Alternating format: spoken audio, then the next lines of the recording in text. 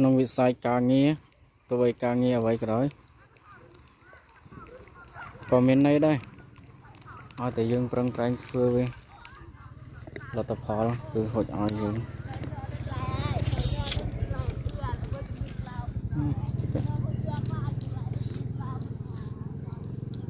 ការងារស្អីក៏វាល្អដែរកុំឲ្យតែយើងឆោតបងទេមែន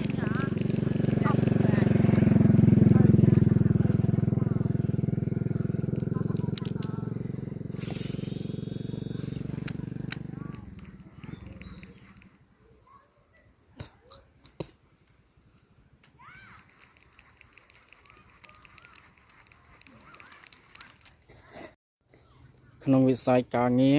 ទោះបីការងារអ្វីក៏ដោយក៏មានន័យដែរឲ្យតែយើងប្រឹងប្រែងធ្វើវាលទ្ធផលគឺហុចឲ្យយើង